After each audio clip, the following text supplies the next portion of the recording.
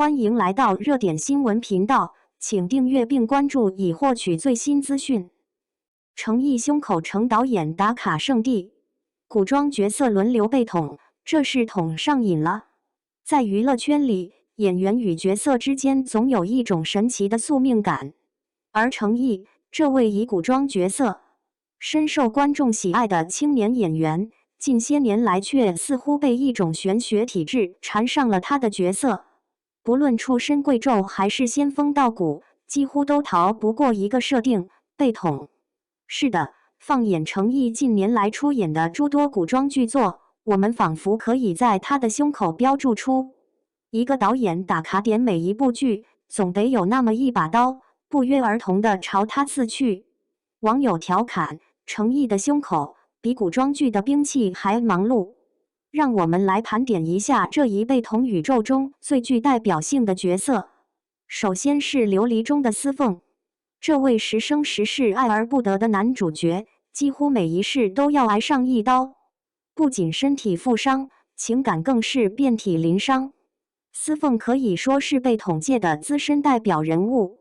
要说哪一位诚意角色最惨，他绝对榜上有名。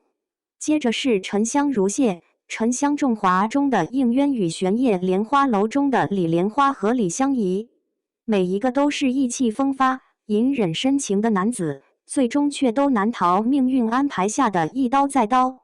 甚至就连身为一国之君的齐燕，在长安诺中也未能幸免。别人不敢动皇帝，他就自己动手。那句陛下何故自伤，简直成为了经典台词。而到了后来的富贵少爷萧秋水，情况也并无好转。这些角色不是被敌人所伤，就是因守护信念与亲人而身负重创。粉丝戏称，哪怕你披着锦衣玉带，风流倜傥，也挡不住编剧和导演的一刀。最离谱的当属最近的谢怀安。本以为这一次诚意终于能反转角色命运，拿刀的那一方终于轮到他了。结果剧情一推进，观众惊愕地发现，诚意不是去捅别人，而是看着别人磨刀，最后那刀还捅在了谢怀安自己身上。网友哭笑不得，导演这不是刀人，是刀观众的心。这一系列中刀史不仅成就了诚意剧必挨刀的热梗，也折射出他所扮演的角色大多情感浓烈，命运多舛。在剧情中，这些伤口成了人物蜕变的节点，也让观众一次次为之心疼动容。在这些角色中，司凤与王权富贵可以说是被刀界的两大代表。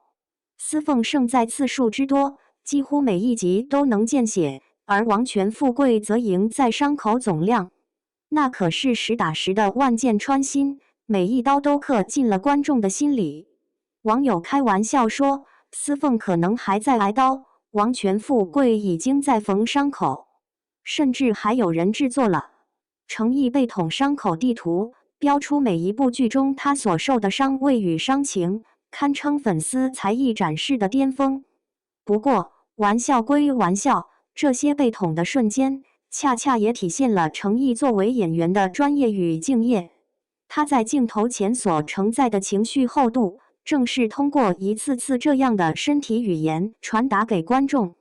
那种隐忍的痛感，眼中不舍的泪光，都成为角色魅力的一部分。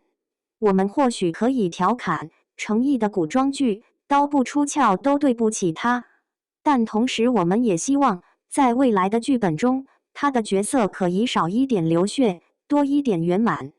最后，也愿这些受尽磨难却依然不改初心的角色，都能被他亲手缝好胸口的伤，继续好好活在观众的心中。